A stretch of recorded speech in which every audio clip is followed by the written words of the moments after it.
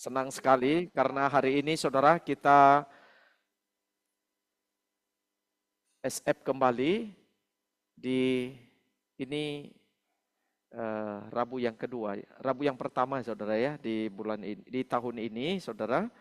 Jadi hari ini saya bahas satu tema itu rahasia sukses di tahun 2026. Saya ajak kita melihat Mazmur 1 ayat 1 sampai 6. Mari kita buka Alkitab kita masing-masing ya. Mazmur pasal 1 ayat 1 sampai 6. Silakan saudara boleh buka. Saya baca ayat pertama, saudara ayat kedua. Jadi kita bergantian ya. Saya mulai ya. Ayat pertama, saudara ayat kedua dan bergantian. Jalan orang benar dan jalan orang fasik. Berbahagialah orang yang tidak berjalan menurut ajakan orang fasik, yang tidak berdiri di jalan orang berdosa, dan yang tidak duduk di komplotan pencemooh. Tetapi yang kesukaannya ialah Taurat Tuhan, dan yang merenungkan Taurat itu siang dan malam. Ia seperti pohon yang ditanam di tepi aliran air, yang menghasilkan buahnya pada musimnya, yang tidak pernah layu daunnya, apa saja yang dilakukannya berhasil. Bukan demikian orang fasik, mereka seperti sekam yang dihamburkan angin. Sebab itu orang fasik tidak akan tahan dalam penghakiman, dan orang berdosa dalam kumpulan orang benar. Sebab Tuhan mengenal jalan orang benar, tetapi jalan orang fasik menuju kebinasaan. Saudara, tema yang kita bahas ini adalah rahasia sukses. Dan topiknya yang kita lihat itu adalah sukses, saudara ya, karena itu yang menjadi poin utama di dalam tema ini, sukses. Nah saudara, definisi daripada sukses itu kan macam-macam ya. Ada orang kalau bicara tentang sukses, maka dia berpikir ya tentunya adalah punya harta yang banyak, punya kekayaan, punya perusahaan, atau punya mobil mewah, atau punya jabatan, dan juga punya nama besar. Dan mungkin saat ini orangnya bisa jadi terkenal kayak YouTuber begitu ya. Atau orang-orang yang ternama begitu saudara. Tetapi apakah itu merupakan definisi daripada sukses ya saudara ya. Memang kalau kita melihat bahwa di dalam dunia ini, memang dunia punya definisi sendiri. Kalau saya tunjukkan gambar ini mungkin kita akan melihat ini adalah orang-orang yang sukses ya. Saya coba cari saudara dan saya temukan orang-orang terkaya di tahun 2025. Ternyata posisi pertama itu diduduki oleh Pak Budi Hartono dan Michael Hartono. Jumlah kekayaannya itu 730,1 triliun. Sangat banyak sekali ya. Lalu ada keluarga Wijaya 471,7 triliun. Wah ini saudara boleh baca di media juga ada ya. Yang terakhir yang ke-10 itu Sri Prakas Lohya 133,3 triliun. Itu tahun 2025 kemarin. Jadi saudara kita lihat ya, ini kalau dari sudut kacamata kita, ya mereka ini adalah orang-orang sukses karena hartanya banyak, ya asetnya banyak. Mereka punya nilai kekayaan yang sangat fantastis sekali ya. Dan tentunya banyak orang juga berharap mungkin di tahun ini punya keuntungan yang lebih banyak, punya cuan lebih banyak. Gitu ya saudara ya. Tetapi tentunya saudara punya kekayaan tidak salah ya. Orang punya ingin cari untung, punya kekayaan, punya harta, itu enggak salah ya saudara-saudara ya. Karena memang di dalam firman Tuhan ada orang-orang yang begitu diberkati oleh Tuhan begitu banyak. Kita sendiri pun juga pingin kan ya. Diberkati Tuhan lebih banyak, apalagi kita mungkin ada yang berdoa tahun ini Tuhan usaha lebih lancar, ekonomi lebih baik, pekerjaan kalau bisa lebih baik lagi. Mungkin yang di karirnya itu kalau bisa jabatan bisa lebih naik lagi saudara ya, ada promosi jabatan gitu ya. Jadi saudara itu adalah kerinduan hati manusia. Tentu punya kerinduan seperti itu tidak salah saudara ya kalau kita lihat dari dilandasi dari sisi terang firman Tuhan. Nah hari ini saudara saya ajak kita untuk melihat sukses seperti apa yang akan kita renungkan malam ini saudara. Nah saya mengajak kita dulu untuk melihat definisi daripada sukses. Misalnya seperti yang dituliskan oleh Agustinus ya. Ini Agustinus dari Hippo Dia berkata begini, bahwa kesuksesan itu bukan memiliki apa yang kita inginkan, tetapi menginginkan apa yang Allah kehendaki. Wah, ini indah saudara-saudara. Ini definisi yang berbeda dengan apa yang didefinisikan oleh dunia. Jadi sukses itu sebenarnya adalah menginginkan apa yang Allah kehendaki. Nah saudara, kalau kita lihat ini memang berbeda dengan definisi dunia. Thomas Aquinas juga mengatakan begini, kesuksesan tertinggi manusia ditemukan dalam persekutuan dengan Allah. Jadi kita bisa bayangkan saudara ya, kesuksesan itu adalah sangat terkait dalam relasi seseorang dengan Tuhan. Lalu kemudian saudara, saya sudah tulis lagi, misalnya begini saudara ya, yang dituliskan oleh Awe Tozer. Dia mengatakan kehidupan Kristen yang sukses adalah kehidupan yang menyenangkan Tuhan. Jadi ini selalu terkait dengan Tuhan. Jadi ini bukan kehidupan yang mengesankan orang lain, atau yang barangkali di dalam dunia ini kita bisa punya nama sehingga orang mungkin memuji-muji dan sebagainya saudara. Tetapi ini adalah kehidupan yang menyenangkan Tuhan. Ini berbeda definisinya. Charles Spurgeon, dia mengatakan keberhasilan bukanlah ukuran kasih karunia Tuhan. Tapi justru bagi dia saudara, keberhasilan, kesuksesan itu adalah ukurannya ketaatan. Ketaatan kepada kehendak Tuhan. Ketaatan kepada firman Tuhan. Ketaatan kepada apa yang Allah inginkan. Jadi semua definisi ini, dan saya sudah cek saudara ya, tokoh-tokoh rohani seperti John Piper, John Calvin, semua bicara tentang kesuksesan itu terkait relasi manusia dengan Tuhan. Maka malam ini saudara, yang kita bicarakan itu adalah kesuksesan, rahasia sukses, itu adalah bagaimana kita bisa sukses di dalam relasi kita dengan Tuhan. Sehingga di dalam dunia ini, mungkin dunia memandang kita tidak sukses, tapi itu tidak terlalu penting. Tapi bagaimana Allah memandang kita, di mata dia itu sukses. Bagaimana Allah melihat kita bahwa dia itu begitu berkenan kepada kita. Nah itu mungkin yang paling penting saudara. Sehingga malam hari ini saya ajak mengajak kita saudara untuk melihat bagaimana kita hidup sebagai orang yang benar. Bukan menjadi orang yang fasik. Karena orang yang benar itu adalah orang yang berjuang, orang yang mau taat, orang yang mau menyenangkan hati Tuhan, mencari apa yang diinginkan oleh Tuhan. Menginginkannya diinginkan Tuhan, membenci yang dibenci oleh Tuhan. Nah saudara, ini definisi yang kita coba pelajari pada malam ini. Nah orang fasik tentunya itu adalah menyesuaikan dirinya dengan dunia. Dengan segala sistem nilai-nilai dari dunia ini. Nah kita melihat saudara di dalam firman Tuhan yang tadi kita baca. Diawali dengan satu kata berbahagia. Berbahagialah, di sini tadi dikatakan berbahagialah mereka yang orang yang tidak berjalan menurut nasihat atau ajakan orang fasik dan seterusnya. Berbahagia, berbahagia. Nah kata berbahagia di sini saudara, berarti mereka itu diberkati saudara. Jadi di dalam bahasa Ibraninya itu asre saudara. Jadi ini bukannya sekedar bahagia emosional, tapi itu adalah kehidupan, keadaan hidupnya diberkati. Jadi dia diberkati oleh Tuhan. Kenapa saudara? Karena hidup dia itu lurus di jalur yang benar. Makanya dia dikatakan sebagai orang yang diberkati, orang yang sukses. Hidupnya lurus, hidupnya berkenan kepada Allah. Jadi hidupnya itu disenangi oleh Tuhan. Nah kita bisa melihat misalnya ya, hidup yang selaras dengan kehendak Allah ini saudara. Kita bisa melihat di dalam contoh daripada kehidupan Tuhan kita Yesus Kristus. Hidup Kristus itu adalah selaras dengan kehendak Allah. Dan Allah Bapa sendiri mengatakan, inilah dia yang begitu dia kasihi, yang kepadanya dia berkenan. Nah saudara-saudara, kalau kita lihat hidup Kristus, baru saja kan kita merayakan Natal ya. Kalau kita melihat Natal tentunya saudara-saudara itu awal daripada kehidupan Tuhan Yesus ya. Tapi kalau kita melihat kehidupan Kristus, kita bisa melihat dari belakang saudara. Dari belakang dari mana? Kristus kan akhir hidupnya itu kematiannya saudara ya, di dunia ini. Ya, kematiannya baru habis itu kan bangkit ya. Tapi coba kita lihat ya, dari kematian dia, dari dia disalib. Lalu kembali menuju ke depan sampai dia dari Natal itu saudara ya, dari Natal. Tapi kita coba melihat dari belakang. Kalau kita melihat dari belakang, kita melihat satu gambaran yang utuh tentang kehidupan Kristus. Karena dia bukan hanya sekedar lahir di dalam dunia, tapi dia datang sampai mati saudara. Bahkan Kalau kita lihat saudara, Kristus itu punya hak yang sangat besar sebagai anak Allah. Dia punya hak yang begitu besar. Tetapi mari bayangkan, hak yang dimiliki oleh Kristus, dia tidak pertahankan hak itu saudara-saudara.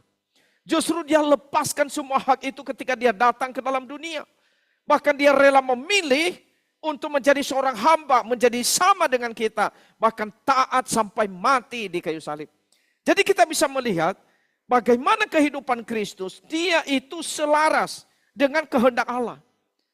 Meskipun ada hak, tapi dia melepaskan haknya. Meskipun mungkin ada kenyamanan yang semestinya dia harus dapatkan, ada kehormatan yang mestinya dia bisa miliki dari manusia, tapi justru dia rela tidak dihormati. Dia rela tidak diterima. Dia rela merendahkan dirinya. Dia rela justru bahkan sampai mati. Jadi kita bisa lihat, justru kemudian Kristus katakan, di dalam dunia makananku melakukan kehendak Allah. Di dalam dunia yang saya lakukan mempermuliakan Allah Bapa. Dan kita bisa melihat dari sudut kacamata dunia, Kristus bukan orang sukses. Dia orang miskin. Bukan dari keluarga yang kaya. Dari latar belakang secara dunia itu, Kristus mungkin tidak masuk hitungan. Tetapi di mata Tuhan saudara, dia orang yang paling dikenan oleh Allah. Dia yang paling memperkenankan hati Tuhan. Dia yang paling mengerti apa yang diinginkan Tuhan bagi dunia. Dia yang paling memahami apa yang Allah mau untuk dikerjakan bagi dunia ini. Nah saudara-saudara, orang yang berbahagia itu adalah orang yang hidupnya benar. Yang memang betul-betul mengerti apa yang Allah mau. Apa yang Allah inginkan, apa yang Allah kehendaki dalam kehidupan ini. Nah saudara-saudara, orang yang disebut sebagai orang yang benar, saudara tentunya dia menolak untuk dia berjalan mengikuti nasihat orang fasik. Dia menolak itu. Dia menolak untuk duduk atau berdiri di jalan orang berdosa dan duduk di dalam kumpulan pencemooh. Karena dia tahu ini adalah isi hati Tuhan bagi kehidupannya dan bagi dunia ini. Nah kalau kita lihat saudara, orang-orang fasik atau di dalam kefasikan keberdosaan seseorang, seringkali saudara itu ada satu progres yang terjadi. Makanya kalau saudara perhatikan di dalam ayat ini, itu ada kata berjalan, ini kata kerja saudara ya di dalam ayat ini. Saudara perhatikan, itu ada berjalan, ada berdiri, ada duduk, itu kata kerja. Nah saudara, kalau saudara perhatikan itu ada progresnya. Jadi orang yang berjalan, berarti dia mengikuti nasihat orang fasik. Jadi ada satu nasihat yang buruk, dorong dia lakuin dosa, nah orang itu ngikuti. Jadi ada satu nasihat yang buruk gitu. Ayo ke diskotik, ayo main judi, ayo mungkin ngerokok gitu. Ayo misalnya nggak usah ke gereja misalnya. Kita nggak usah pergi ibadah misalnya gitu ya. Itu kan nasihat yang nggak benar gitu ya. Setelah dia berjalan, lalu kemudian dia berdiri saudara. Dia berdiri menjadi satu kumpulan dengan orang fasik. Jadi dari berjalan, sekarang dia berdiri. Nah, di dalam berdiri itu, akhirnya dia bisa menjadi sama dalam hal budaya dan lifestyle. Sama dengan orang-orang itu, saudara. Jadi itu ada pergeserannya ya, saudara. Dari berjalan, lalu berdiri seperti ini. Yang lebih ini lagi adalah dia menjadi sama dengan mereka. Dia duduk. Jadi, saudara perhatikan, itu ada progres, ada kemajuannya gitu. Dari dia berjalan, berdiri, lalu duduk. Lalu saudara perhatikan lagi. Jadi dari dia mempraktekkan sesuatu mengikuti prinsip kefasikan. Dia mengikuti nasihat orang. Lalu dia menjadi satu sama habitat saudara. Ya, sehabitat tuh mereka. Lalu kemudian bukannya dia hanya menjadi sehabitat ya saudara ya. Satu kumpulan gitu saudara. Tapi sekarang dia menjadi pengajar, menjadi guru di situ. Dia duduk. Dia menjadi pembuat keputusan terhadap yang jahat gitu. Jadi itu ada pergeseran loh saudara-saudara. Jadi ini orang jahat yang luar biasa loh saudara. Jadi dari dia mengikuti nasihat, di dalam gaya hidup menjadi sama, bahkan identitasnya saudara. Jadi dari dia yang mungkin orangnya mungkin baik-baik akhirnya itu dia mulai cemplungkan diri mengikuti nasihat yang jahat, lama-lama dia hidup dalam kumpulan itu, lama-lama dia bukan hanya tinggal, sekarang dia jadi gurunya, identitasnya itu, dia bisa ngajarin orang lakuin hal yang jahat. Wah bayangin saudara, itu ada pergeserannya gitu. Berarti ini orang benar-benar tinggal di dalam kejahatan, tinggal di dalam dosa. Nah orang benar tentunya akan menjauhkan ini saudara. Orang benar menolak jalan kefasikan ini. Dan tentunya ini menjadi orang yang sukses di mata Tuhan, saudara. Makanya di dalam Mazmur kalau saudara perhatikan, kehidupan orang benar yang takut akan Tuhan, yang setia kepada Tuhan, dia tidak akan berjalan, tidak akan berdiri, tidak akan duduk di dalam kumpulan orang fasik, di dalam dosa, di dalam kejahatan. Dia tidak akan ada di dalam proses ini, saudara. Justru dia akan mengalami hidup yang berubah, saudara.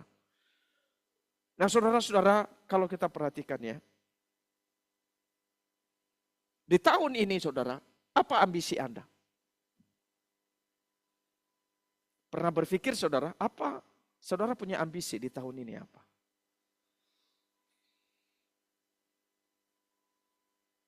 Punya untung besar, nggak apa-apa. Tapi tujuannya apa? Saudara minta kesehatan dari Tuhan. Apa tujuannya? Saudara minta mungkin saya ingin beli rumah yang baru tahun ini. Tujuannya apa? Itu kan ambisi. Saudara mungkin punya masa depan merancang lebih baik. Supaya di tahun ini kami punya masa depan lebih baik. Tapi tujuannya apa? Motivasinya apa? Nah saudara-saudara kalau kita melihat ya. Di dalam 2 Korintus 5 ayat 9. Ini satu ayat firman Tuhan yang saya kira sangat baik. Orang punya ambisi itu nggak salah. Ya. Di sini dikatakan, sebab itu juga kami berusaha, baik kami diam di dalam tubuh ini, maupun kami diam di luarnya supaya kami berkenan kepadanya. Saudara di sini ada ambisi saudara, berusaha. Di dalam kata berusaha itu, di dalam terjemahan lain saudara, itu disebut sebagai ambisi, ambition. Jadi saudara ada satu ambisi, tapi ambisi apa yang kita punya dalam hidup ini saudara-saudara, di tahun ini. Saudara punya ambisi apa? Kalau kita lihat di dalam bagian ini, Paulus itu mengatakan ambisi hidupku, yaitu adalah baik saya di dalam tubuh, di luar tubuh, supaya aku berkenan kepada Tuhan. Itu ambisinya jelas. Memperkenankan hati Tuhan. Seperti pemazmur ini, saudara. Jadi ambisinya itu bagaimana seperti yang tadi kita lihat definisinya itu. Menginginkan yang Tuhan inginkan. Bagaimana Allah bisa dimuliakan di dalam kehidupannya. Wah ini satu ambisi luar biasa saudara. Bagaimana Allah berkenan, bagaimana Allah ditinggikan di dalam hidupnya. Di dalam ayat 10 saya belum cantumkan di sini. Itu lanjutannya itu dikatakan saudara. Sebab kita semua harus menghadap takhta pengadilan Kristus. Supaya setiap orang memperoleh apa yang patut diterimanya. Sesuai dengan yang dilakukannya dalam hidupnya ini baik ataupun jahat. Jadi saudara-saudara, ambisi itu adalah memperkenankan hati Tuhan sampai nanti berjumpa dengan Tuhan. Dan Tuhan melihat ini orang yang memang betul-betul memperkenankan hati Tuhan. Maka saudara, apa ambisi kita?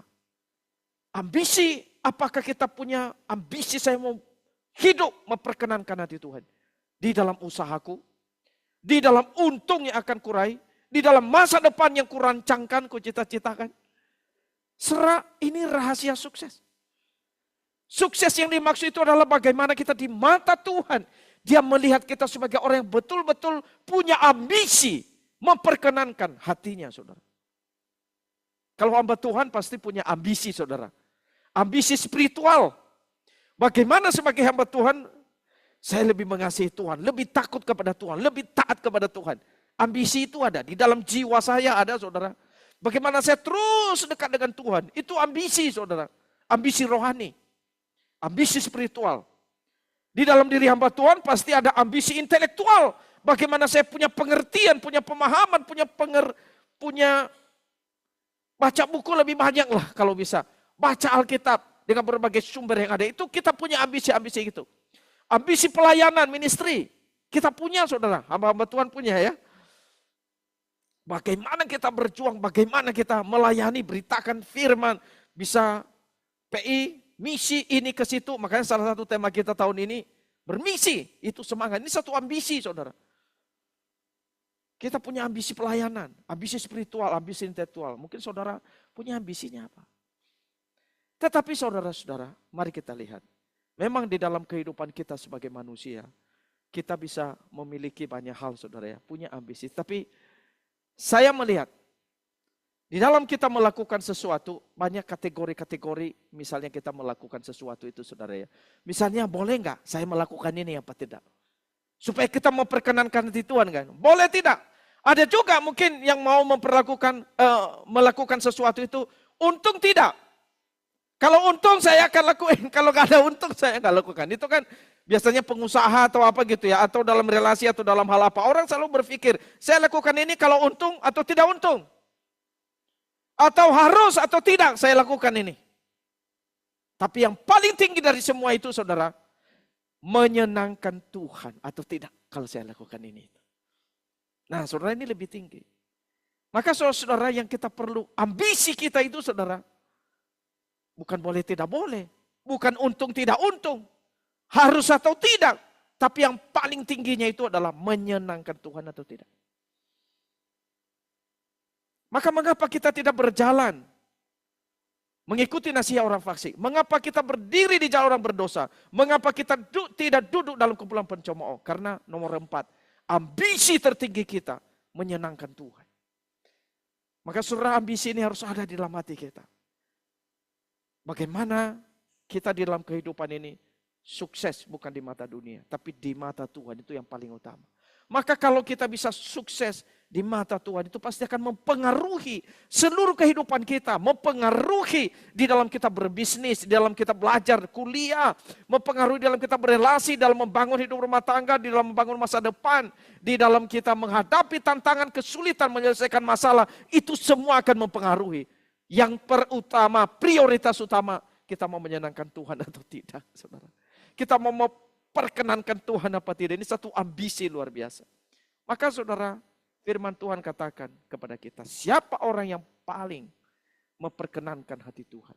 Siapa mereka yang betul-betul bertumbuh di dalam satu ambisi menyenangkan Tuhan? Mereka yang kesukaannya Taurat Tuhan, yang merenungkan Taurat itu siang dan malam.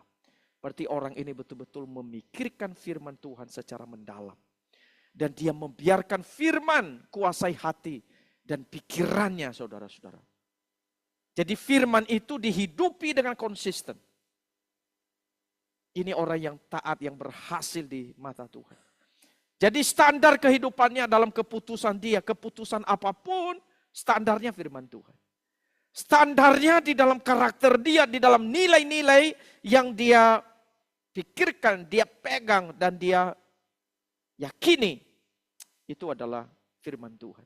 Dan arah hidupnya selalu map, kompas atau pelita bagi dia, itu adalah firman Tuhan.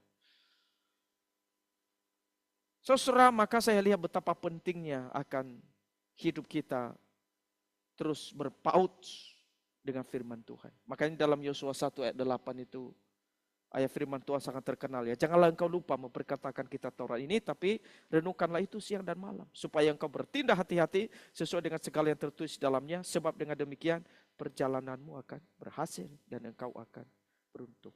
Jadi apa rahasianya saudara? Rahasianya bagaimana kita mau taat kepada Tuhan. Bagaimana relasi kita dengan Tuhan, dengan firman Tuhan. Maka Tuhan berjanji saudara kepada setiap orang yang sungguh-sungguh memprioritaskan, punya ambisi, menyenangkan hati Tuhan, berelasi dengan dia. Firman Tuhan katakan dalam ayat ketiga, orang itu seperti pohon yang ditanam di tepi aliran air, dia akan menghasilkan buah pada musimnya. Dia tidak pernah layu daunnya. Apa yang diperbuatnya berhasil. Serah apa yang dia kerjakan, dibuat Tuhan berhasil. Jadi saudara-saudara, kunci dasarnya, rahasianya, dia menyukai firman Tuhan. Menyenangkan hati Tuhan, ketaatan kepada Tuhan prioritas paling utama. Dan orang yang demikian dikatakan dia sungguh-sungguh diperkenankan oleh Tuhan. Nah saudara, ini berbeda sekali dengan orang fasik. Orang fasik mungkin kelihatan sukses di dunia ini. Tapi mungkin mereka kaya karena mereka curang, korupsi. Maka mereka disebut sebagai sekam yang dihamburkan angin. Jadi akan lenyap. Sebab itu orang fasik tidak akan tahan dalam penghakiman. dan orang berdosa dalam kumpulan orang benar. Tetapi Tuhan mengenal jalan orang benar, jalan orang fasik menuju kebinasaan. Kiranya di tahun ini saudara, kita punya hidup sebagai orang yang benar, memperkenankan hati Tuhan, mentaati Tuhan, dan punya ambisi yang sungguh-sungguh berusaha untuk Tuhan berkenan di dalam segala keberadaan kehidupan kita. Amin.